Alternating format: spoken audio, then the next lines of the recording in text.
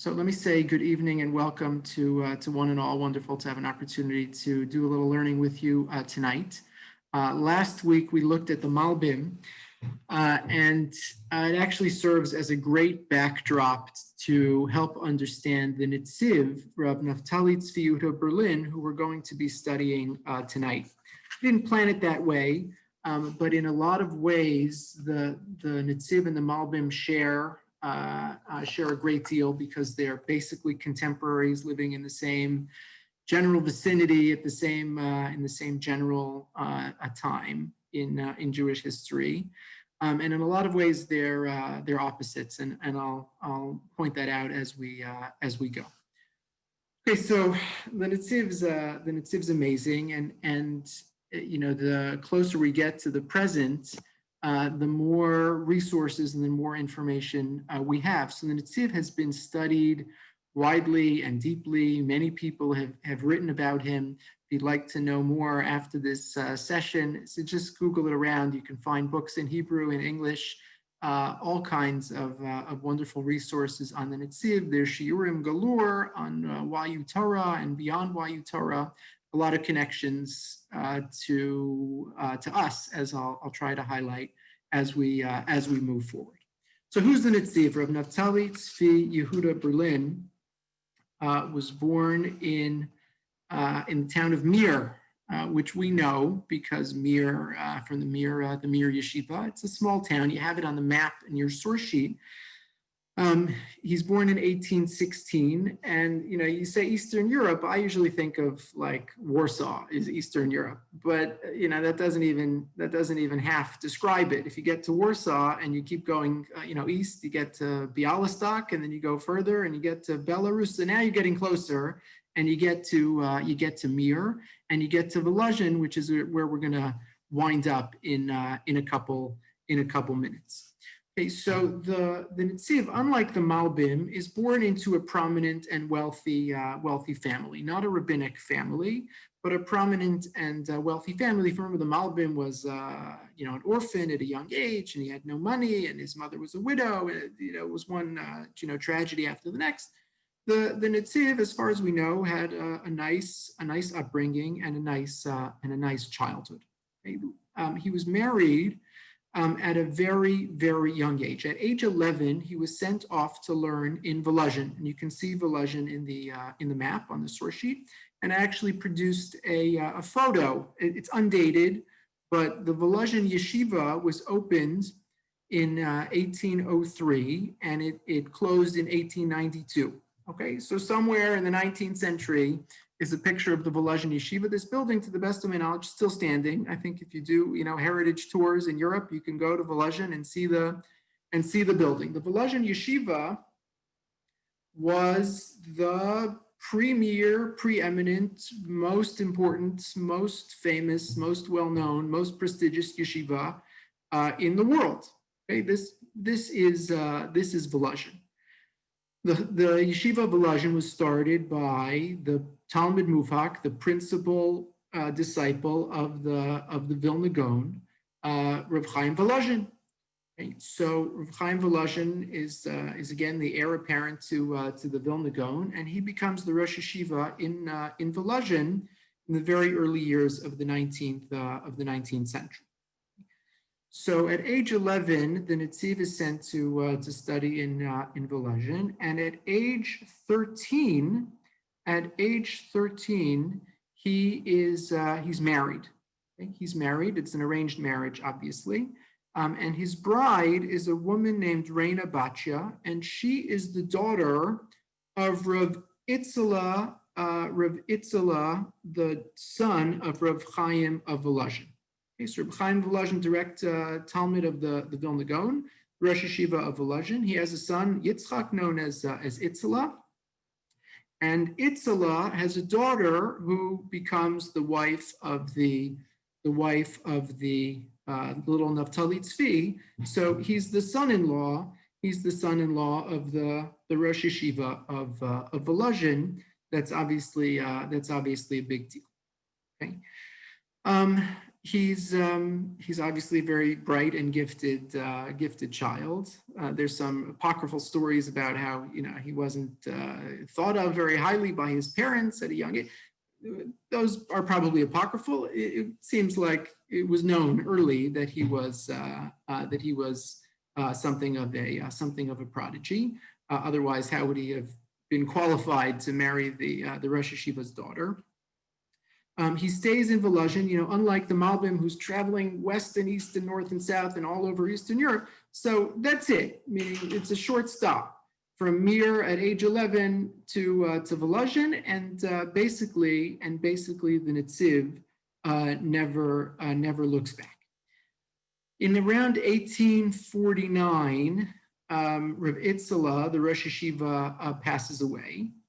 And his son-in-law takes over for a short time, and not the Netziv, his other son-in-law, and then passes away at a fairly young age. In 1854, the Yeshiva of Volozhin is searching for a new Rosh Yeshiva, and there are basically two candidates. Candidate number one is the other son-in-law, the Netziv. And candidate number two is the Beis Halevi. We call people by the names of their books, right? Rav Chaim Soloveitchik. Rav Yashav Ber Soloveitchik, the father of Chaim Soloveitchik, and the namesake and grandfather of Rav Yosef Dov Soloveitchik, that we know from Yeshiva University. Okay, so the Beis Halevi, the Beis Halevi is a candidate.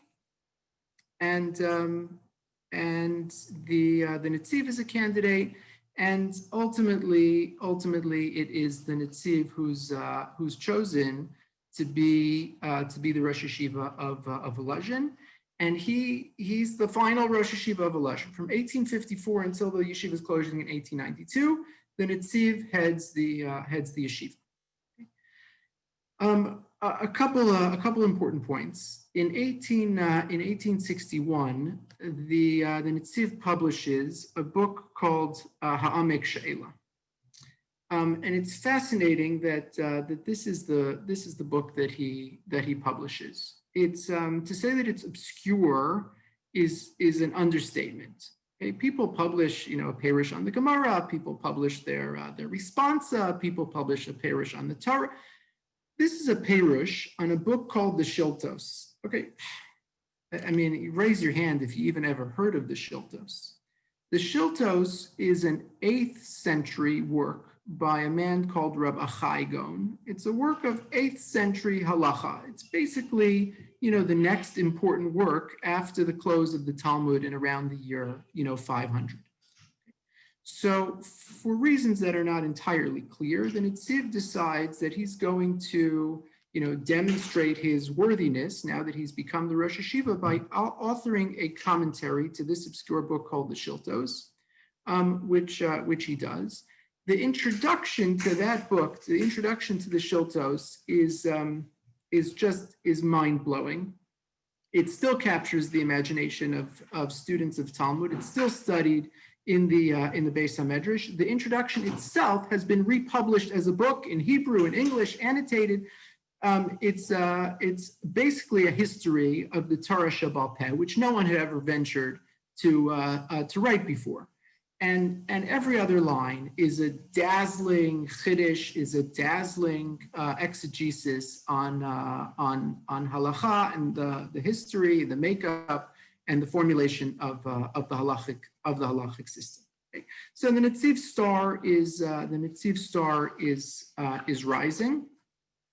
In 1866, his wife passes away, and he marries his niece. Okay, he marries his niece. He has a brother-in-law who's the author of the Aruch HaShulchan. And his sister and brother-in-law, Yechiel Michal Epstein, have a daughter, and he marries this daughter. His niece becomes his wife. He has two children, which again we could talk about at length in their own right. One is Chaim Berlin. Okay, you've heard of the Yeshivas Chaim Berlin, named for Chaim Berlin. His second son, born very late in life, is a man called Meir Bar Ilan, and this again brings us back to the Upper West Side. I'll digress just for a moment in case you don't know the name Meir Bar Ilan. So you certainly know the university called Bar Ilan, which was named in his honor, I believe, in 1955. Meir Bar Ilan was a very prominent Zionist and basically the head of the Mizrahi movement, and he was a delegate in Herzl's World Zionist Congress in the early part of the 20th century. Again, this is Meir Bar Ilan, son of the Netziv. For a short time, I don't think this is well known, but for a short time, Meir Bar Ilan spent a number of years in New York in the sort of interwar period, post-World War I. And for a short time, he was actually the acting president of Yeshiva University. There's some story there, like Bernard Revel was otherwise unavailable, and Meir Bar Ilan was acting president of Yeshiva University. You can read about his activities. He was back in the U.S. in the 1940s, lobbying on behalf of European Jews during the heart of the most difficult years of the Holocaust, largely unsuccessfully. But we have his diaries and recordings of conversations he had with, Vice President of the United States, what's his name, Wallace, and Robert Wagner, Senator Wagner at the time, lobbying for more intervention by the U.S. during the Second World War, largely unsuccessfully. That's Meir Bar Ilan, and I believe, you'll correct me if I'm wrong, but I believe his secretary or his chief assistant in the Mizrahi movement was Jewish Center member Rabbi Israel Friedman, right? Whose daughter is a current Jewish Center member, Tova Friedman. You can ask Tova Friedman for her childhood memories of Meir Bar Ilan, son of the Netziv. Okay, so end parentheses, back to the Netziv. What went on in Volozhin, right? What was special about this world-renowned yeshiva called Volozhin? I'll say three things about Volozhin. Okay, first, while most yeshivos of the time primarily studied Talmud, the Netziv devoted a good deal of attention to the in-depth study of Midrashic and Gaonic literature, which had been almost totally neglected by other yeshivos. Okay, point number one. Point number two, and again, we're going to come back to the Haskalah, which we talked about in the context of the Malbim last week, and it's going to be very important in the context of the Netziv, as we'll see in a minute. But the Netziv was very interested in a piece of what the Maskilim were up to, which is basically the beginnings of what we consider to be contemporary scholarship. So, if you were a yeshiva bacher in, any other yeshiva in the 19th century, so you opened up a Gemara and you learned the Gemara, and you opened up a Rashi and you learned the Rashi. And the Netziv, based on his Masorah, really from the Gra, right, from the early days of Volozhin, was very interested in manuscripts and was very interested in textual emendation. And again, this is what scholars do in 2020.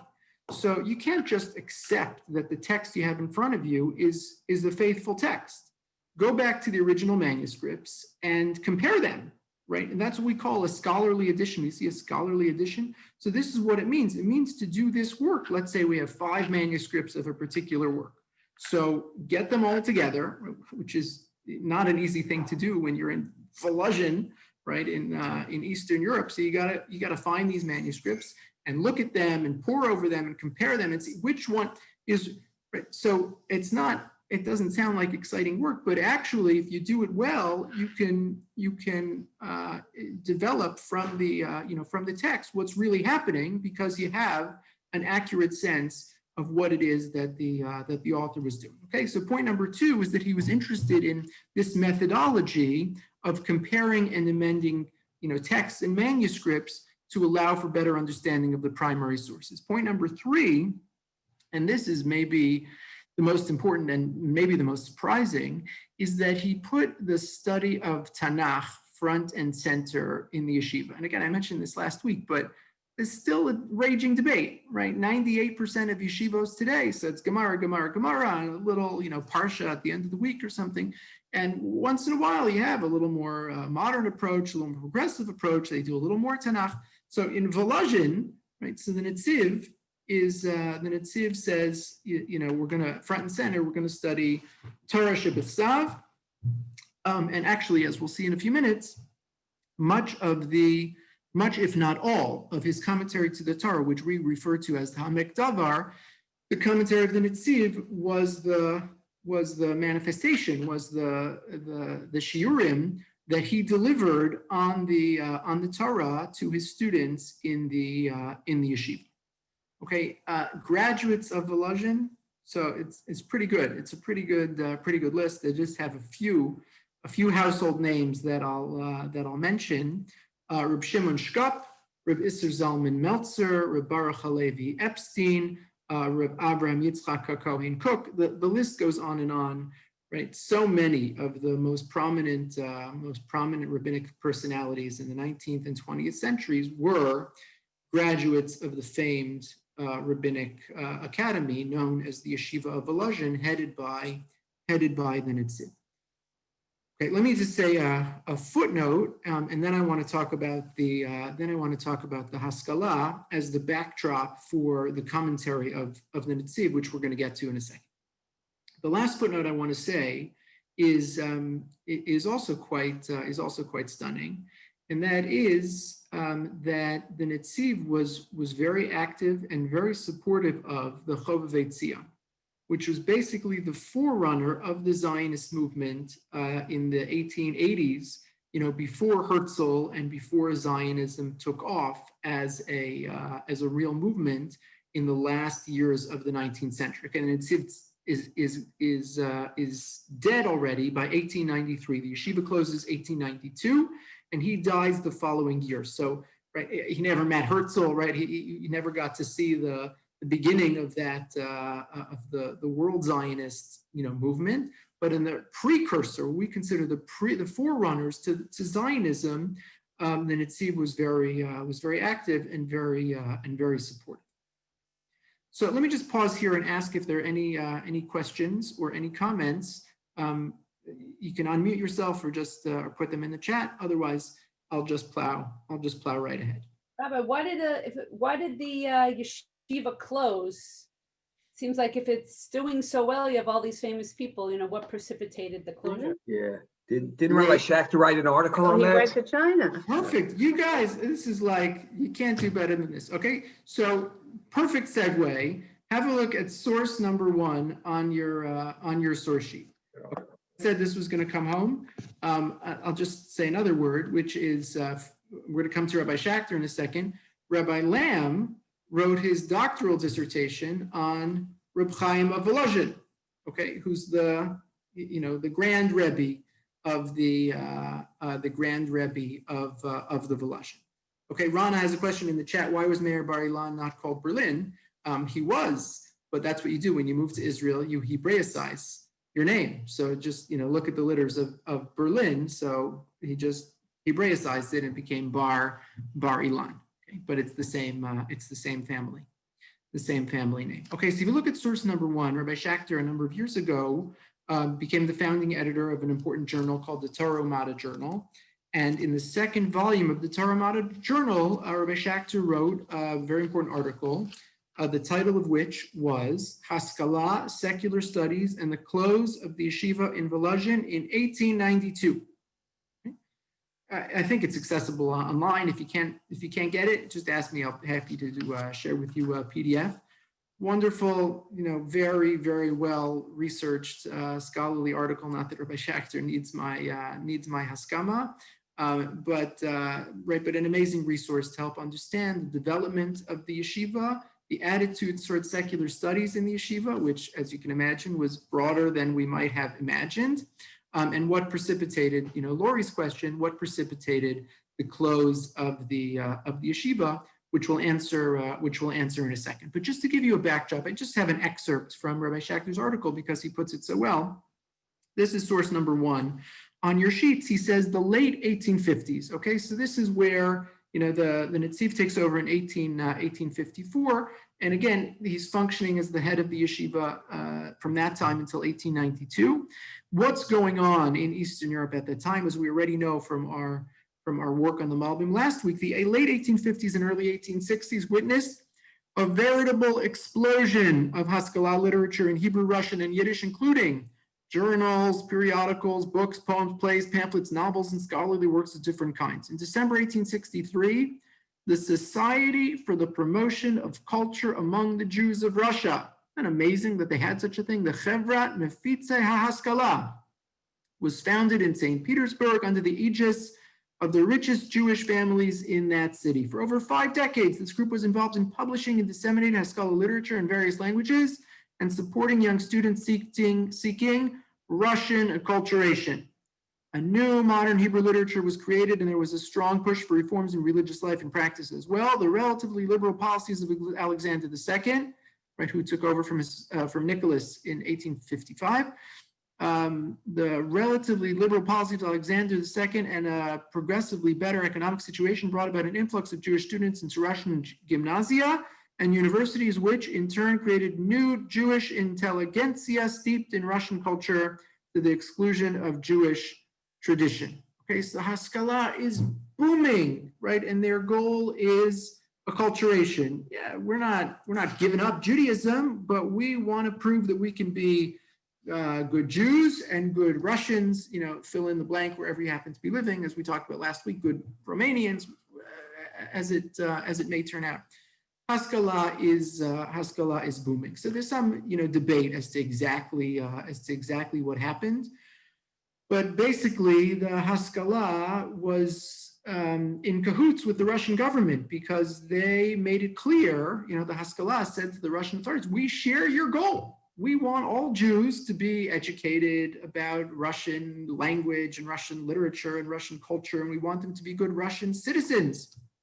And so, and again, where does the rubber meet the road? The rubber meets the road when it comes to education. So where do the kids go to school, and what do we teach in those schools? What's the curriculum? Still being debated today in 2020, right? These are front page articles, pre-pandemic. So how many hours of, non-parochial education are required to be considered accredited by the state in New York City? Okay, so right, these issues are old issues. They just come in different shapes and sizes.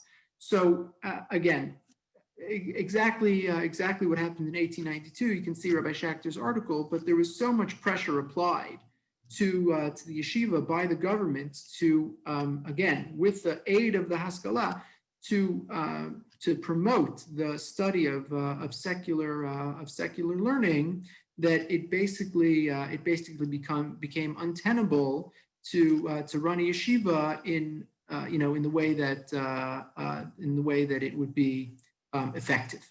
Okay, so sof kol sof, in the end, the decision is made to close the doors of the yeshiva, and again, a year after its closing, the Netziv passes away.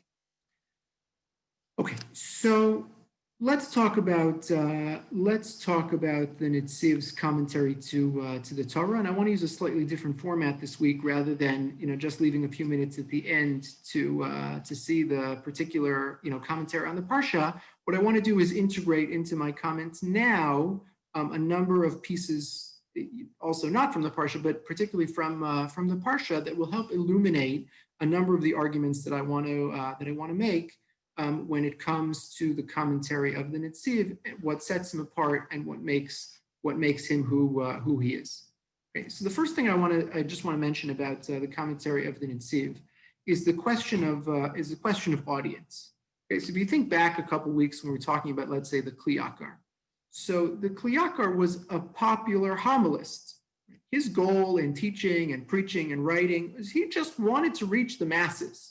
So he wrote in, easy language that's easy to understand, and he'd give a story and an example and a parable and a gematria, because he wanted it to be absorbed and readily accessible by the Hamunah, by regular people.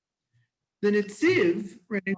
This is where you have to just remember the context. The Netziv is the Rosh Hashiva. The closest analog is like an academic in an ivory tower. So he's thinking and writing and preaching to and for an audience of very learned, very sophisticated, listeners and learners.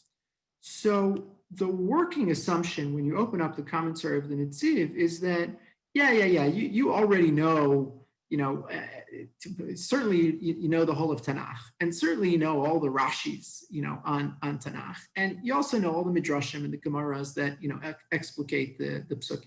So now, once that's all known to you already, let me come and add something that maybe you don't know, and I'll put some pieces together. Okay, so starting with the assumption that the reader of his commentary has an exceptionally high level of Jewish knowledge. Now, it doesn't mean that it's impenetrable to someone who doesn't have a high level of Jewish knowledge, but again, he's throwing around terms and he's throwing around Roshei Tevos, acronyms, which you don't see anywhere else. You have to just pause and say, what does that stand for?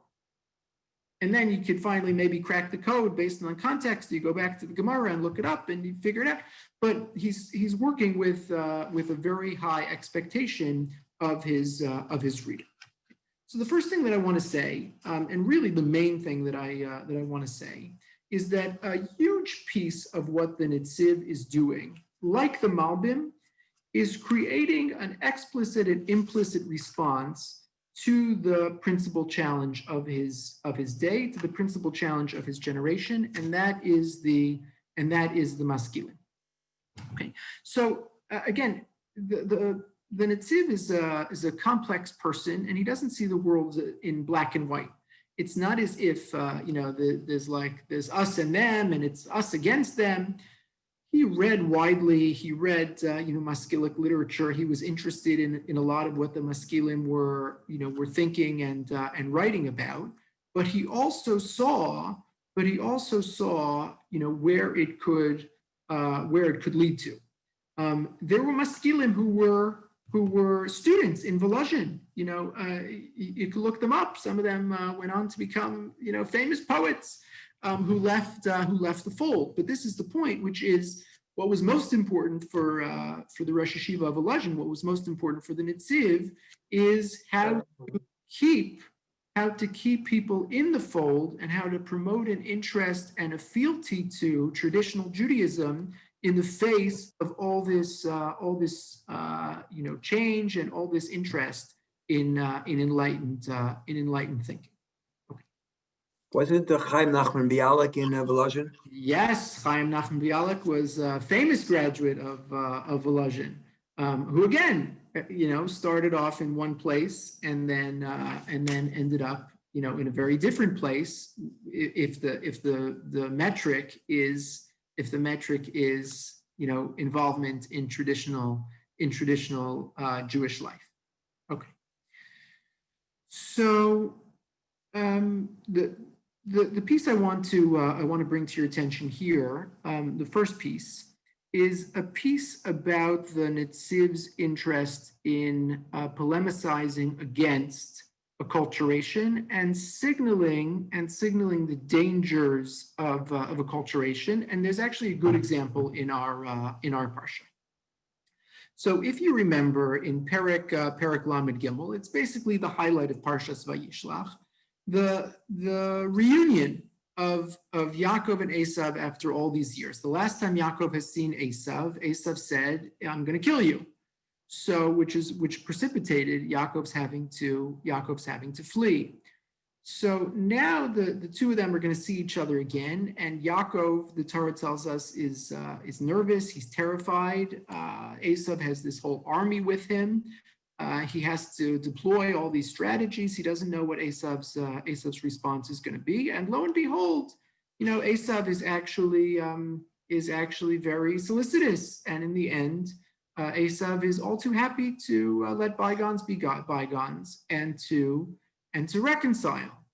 The epilogue to the story is that Esav makes a further overture. and says, Yaakov, we're heading in the same direction. Why don't we go together? And you can see this in source number 2. They have this whole back and forth. This is Pasuk Yud Beis in source number 2. Esav says, "Vayomer Nisa b'nei lecha ve'elcha lenegdecha." Why don't we go together? Lenegdecha, the Netziv says, based on Rashi, I'll go whatever pace you want. I'm good. I'm not in a rush. I know you have little kids, you have sheep. We'll go at the same pace. I'm with you. Let's just go together. And Yaakov keeps feeding him these lines.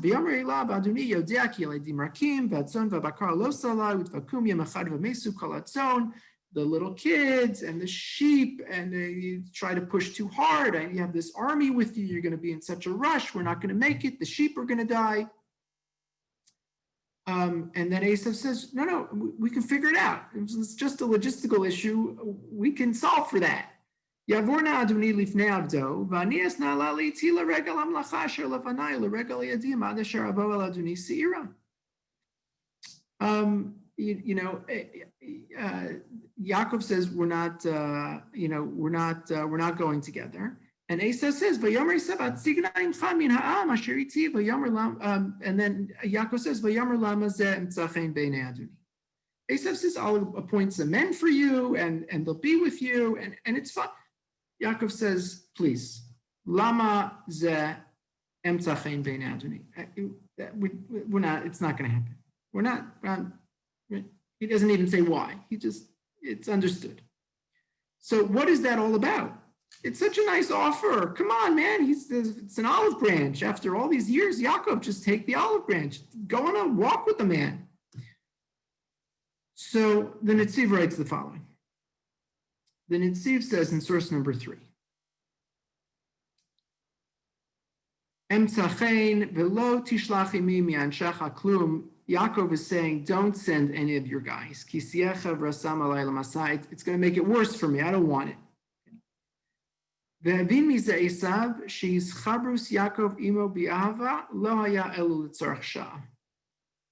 Esav was no dummy.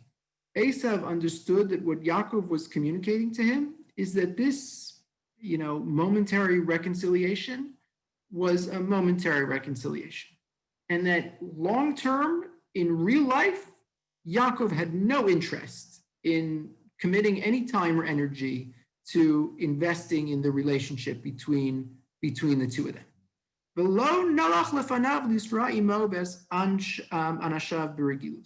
On an ongoing basis, Esav understood right away that Yaakov had no interest. The kasher came to emes ein Yaakov hi lasheves badad. Yaakov wanted to go his own way.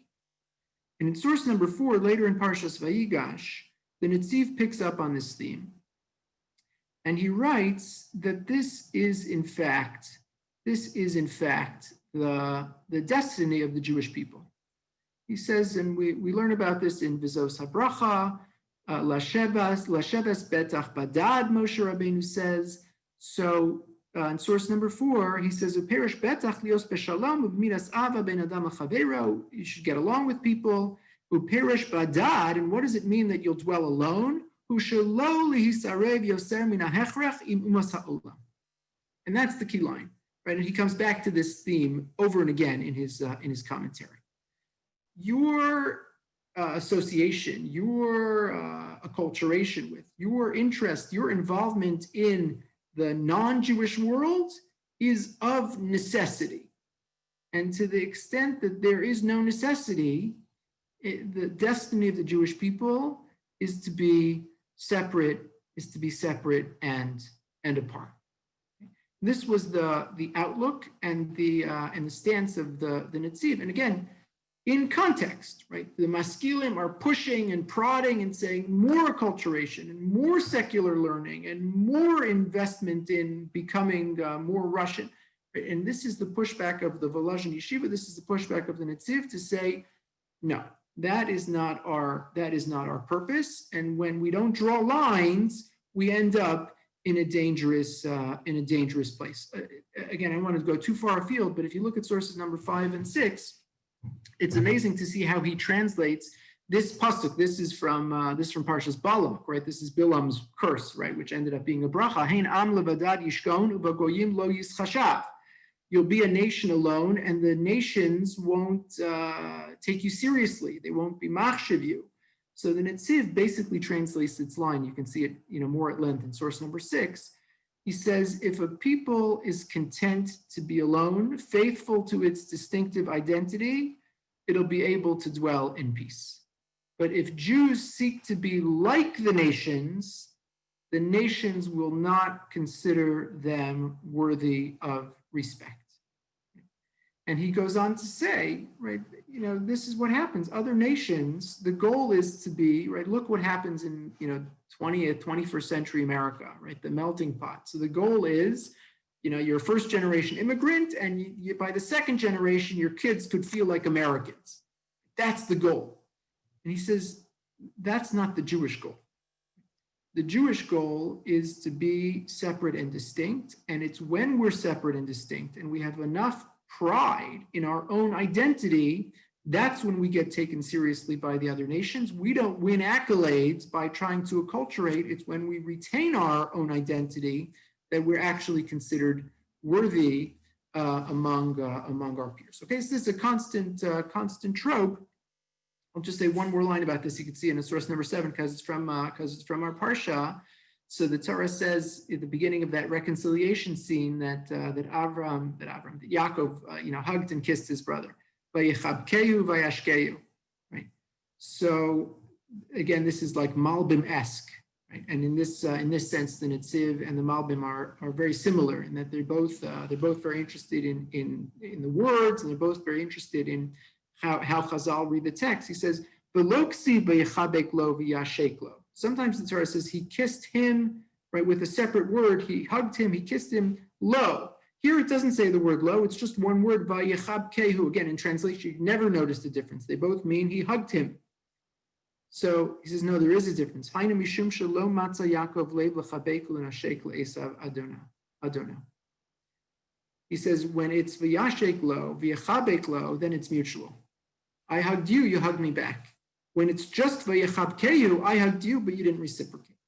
And he says that's what was going on. It was a one-way hug because Esav was interested and Yaakov wasn't feeling it. He actually didn't have in his heart a desire to reconcile. And then Netziv, right, breaks this out into a much wider theme, because that's the fate and destiny of the Jewish people, to be separate from our non-Jewish brothers as an independent Jewish body. The second point I want to make, and this is again part of the anti-Haskalah polemic, and this again has a lot of resonance with the Malbim, is the seamless integration of the Torah Shebichsav and the Torah Shebal Peh.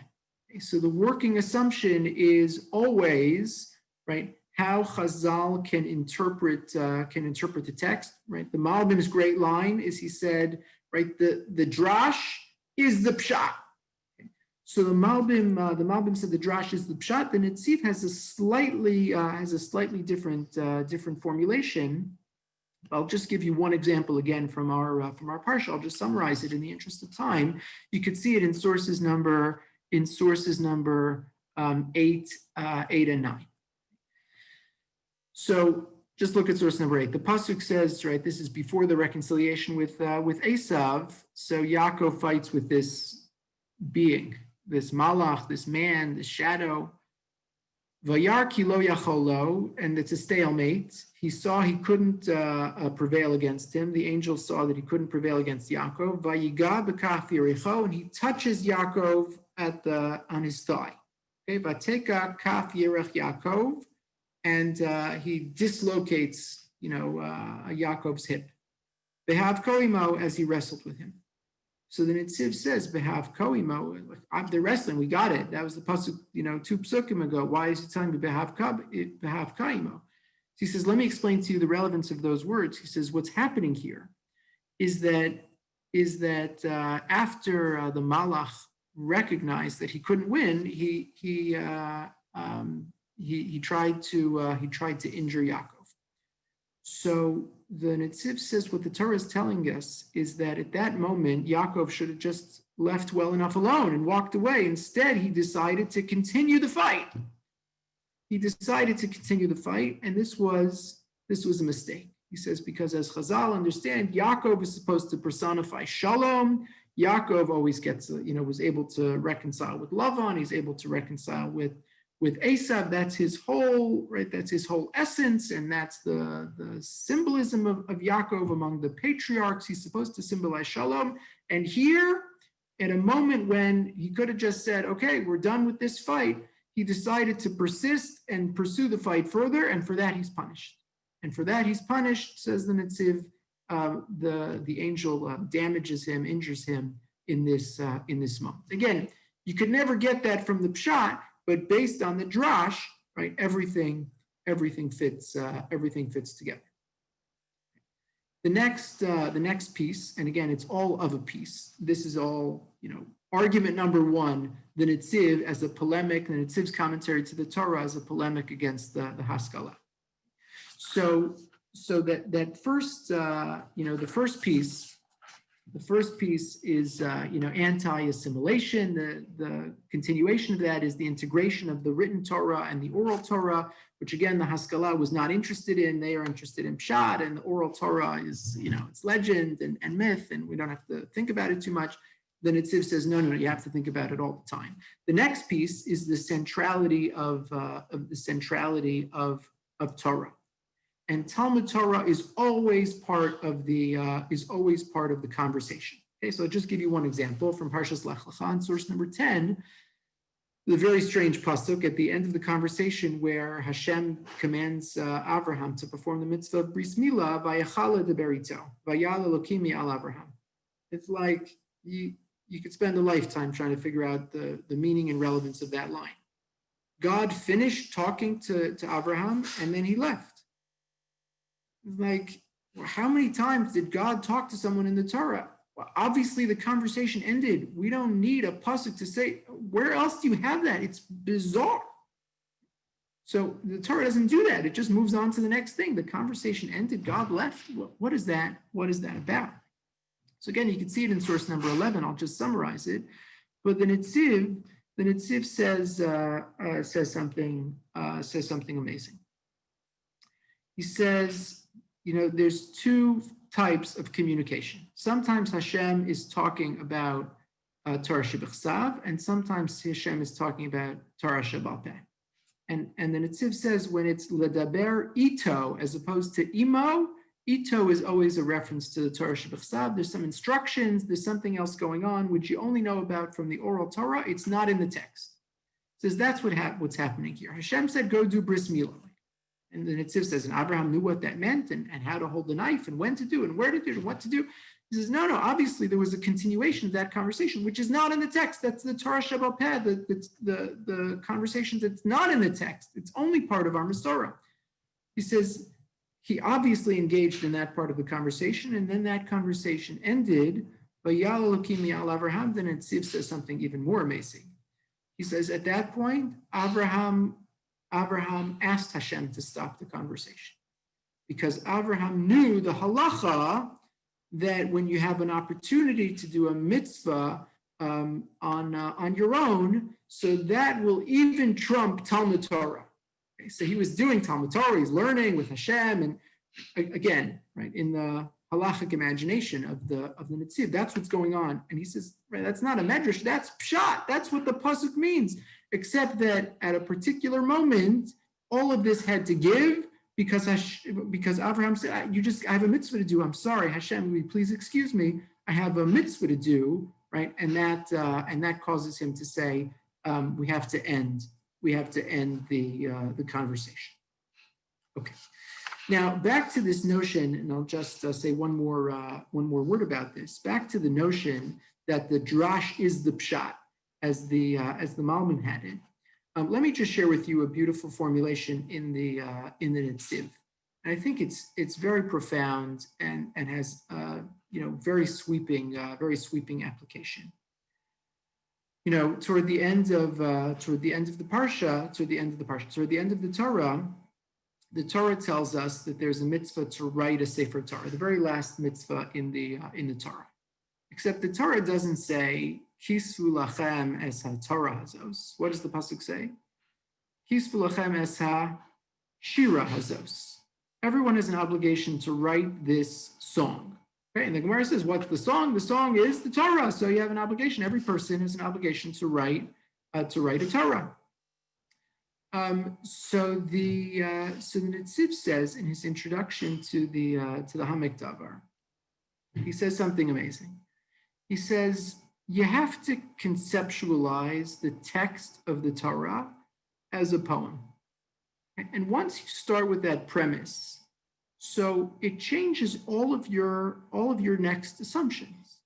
He says it's not prose. It's not like, one line follows the next in perfect rational order, and it's a 5-paragraph essay. It's not functioning that way. Think about the lyrics of a song. Think about the words of a poem. That's what the text of the Torah should be thought of when you conceptualize what it is that we're doing.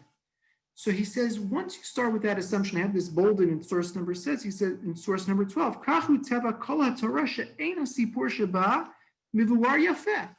he says, without understanding this, you won't understand the Torah.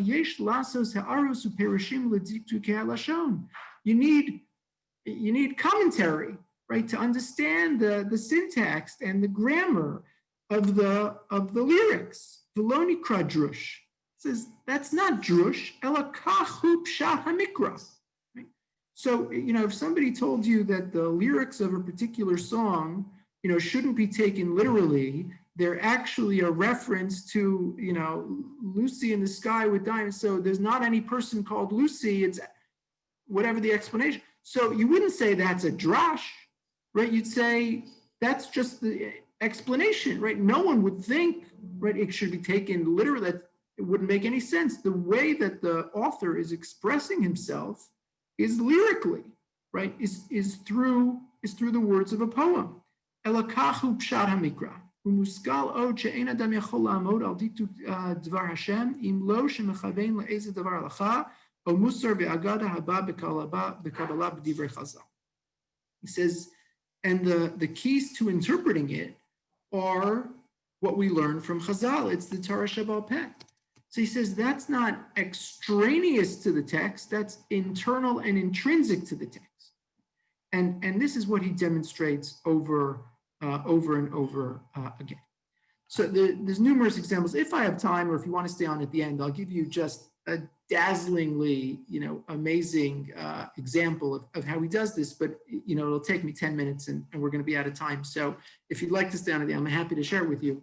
Or you could just see it sort of in source number, well, you can't really see it because I didn't put the whole thing on the source sheet. But if you look at the Netziv on source number 13, you can see his whole explanation. Okay, before we run out of time, let me make a few further points. Okay? So that concludes the principal argument that I want to make, which is the Netziv's polemic against the Haskalah. The Netziv had a couple of other dragons to slay, one of which was, as you can imagine, the Russian government. Okay, there was no love lost for the Russian government. Of course, he's publishing this book in locally, so he has to be careful about what he says and how he says it. But there are these veiled references. Okay, and one of the best examples is his explanation for the Tower of Babel at the end of Parshas Noach, and I have it for you here in source number 14. Okay. So, and again, if you just think about the context, you think about Tsar Nicholas, who was interested in a vision of one nationality with one language and one religion and one government throughout his empire. And you think about that backdrop against which the Netziv interprets Migdal Bavel, and it's like, well, obviously he's talking about this, right? So what does the Netziv say about Migdal Bavel? He says, this is what was going on. The idea was to create a totalitarian state. He says, why were they building a tower? They were building a tower to keep watch over everyone. The idea was lest anyone spread out to a village or a place that couldn't be surveilled by the government, surveilled by the authorities, right? The watchtower will be the solution to that potential challenge, right? What he's describing is the notion of a totalitarian state, and he says, God comes along in Migdal Bavel and says, this is not the goal, this is not the objective. I'm going to wreck your tower, I'm going to disperse you, because the goal is not to have a totalitarian state, right? The goal is the opposite. Let me wrap up with maybe 2 or 3 final points. This one is less explicit and less provable, but a number of scholars have suggested this, and I actually think that there's something to it. And the deeper you get into the text of the Netziv, the easier it is to spot. There's one group that I haven't talked about, which is in the background of the 19th century, or maybe in the foreground, depending on where you are, and that's the Hasidim. So what's the relationship between the yeshiva of Volozhin and this, this Lithuanian tradition of learning and the Hasidim? So obviously, right, it should be obvious by this point that someone like the Netziv is going to stand in stark opposition to the Hasidic movement. Okay.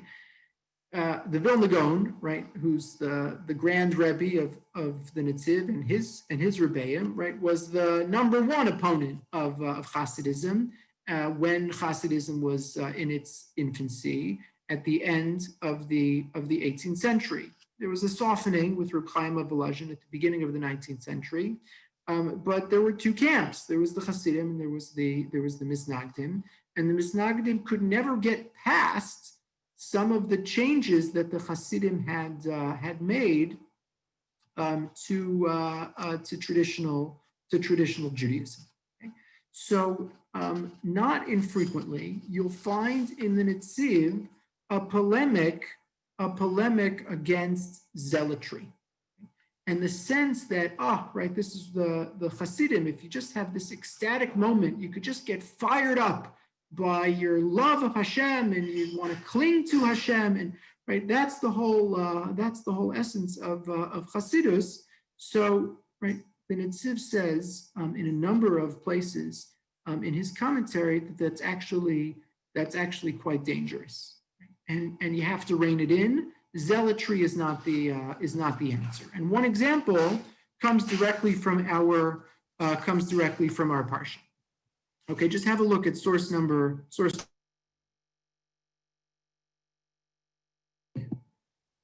Okay, in source number 15, the Torah is telling us that Yaakov is rebuking his sons Shimon and Levi or this is actually before the rebuke. But the Torah is describing the two sons of Yaakov who decimate Shechem, the town of Shechem, the person Shechem, and all of the people who live in Shechem, because their sister has been violated. Okay. So the Torah says Shnei b'nei Yaakov, Shimon v'Levi, and then it says all over it. Well, we know that they're two sons of Yaakov. Why do you just say Shimon and Levi, right? So he says this happens from time to time. It happens with Nadav and Avihu. There are two people who commit the same act. They're actually motivated by different reasons. He says Shimon was motivated by jealousy for his sister's honor. Levi was motivated by something holier, which was jealousy for God's honor, and yet they're judged together because the application of that zealotry was totally misplaced. And again, it's a veiled critique, but it's a critique of the Hasidic prioritization of zealotry in the service of Hashem. I'll give you another one in source number 16. Again, I'll just mention it by summarizing it. So the Netziv says you have to wear tzitzis. Torah says you have to wear tzitzis, and in the tzitzis is a blue thread, and you'll see the blue thread, and you'll remember the mitzvos. And the Netziv says, one of the things you always have to remember is to do the mitzvos at the right time. And that's how you achieve holiness. And you always have to do things at the right time. Right? And this was a constant polemic against the Hasidim who played fast and loose with halachic times. Right? This goes on ad hayom hazeh. So, Shachris should be davened in the morning, right? And the Hasidim are like, 11 o'clock is the morning. So we'll call minyan for 11 o'clock. No problem. You open up the Shulchan Aruch, and like, you got to start before 11, right? There's times for these things. And the Hasidim played fast and loose. So there was this constant polemic with, between the Misnagdim, this constant debate between the Misnagdim and the Hasidim. And this was certainly a veiled part of the Netziv's commentary. Okay, the last source I want to share with you, because I didn't have a Netziv joke. So this is the closest thing I can get to a Netziv joke. It's not a joke from the Netziv, but it's a joke from the Gemara, which is quoted by the Netziv. Last thing I want to mention is a constant interest by the Netziv, right? He's got his enemies, the Haskalah, he's got the Russian government, he's got the Hasidim, but he's also interested in the moral development and the character development of his students and of the readers of Tanakh, so that you're not just observing the mitzvos, but you're actually developing decent people, good people, holy people, righteous people. So the Torah says that Moshe was the humblest man to ever live. And then Netziv says, humility doesn't mean that you think you're nothing. Humility means you know what you are, and even though you know what you are, you're not interested in kavod. You don't need to be honored for whatever it is that you've achieved. And he just quotes, by the by, because he expects that you know it, the very last Gemara in Sota. The very last, at the end of the Gemara, very often what happens is the rabbis will tell a story, or they'll give a parable, or there's something that sounds very midrashic, and it's like an agadic way to end the Masechta. So the very last Gemara in Sota says that when Rabbi Yehuda Hanasi died, humility died along with him. And the last line of the second to last line of Masechta Sota is an amazing line, and the Gemara has a citation of Rabbi Yosef, and Rabbi Yosef says, "Lo tisnei anava diika ana." Humility didn't die because I'm still here.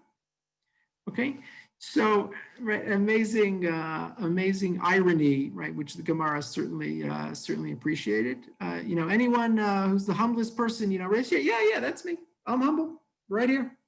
So the Netziv says, that's not a contradiction. Meaning, humility doesn't mean self-effacement. Humility means you have an appreciation for what you are, who you are, what you're worth. You just don't go running after kavod. He says that was Moshe Rabbeinu, and that's all of us. Okay, so we're out of time. But here we have at least the beginning, I hope, of a portrait, and I hope that you'll take me up on the offer to research and learn more about the Netziv, because there's so much here. But hopefully, this is a context in which to appreciate some of the Netziv's commentary to the Torah as a response to the burgeoning maskilic movement of the moment, to the problems and challenges of a totalitarian Russian state, to the challenges in the background of Hasidism, and a constant interest in elevating the state of all of his Talmidim and all of his readers, so that people who read the Torah are not just knowledgeable about the halacha, but also become righteous individuals who are servants of Hashem. Please God, we'll wrap up next week at this time. I wish everyone a great night, and I'll stay on for questions or further comments. Just a quick note.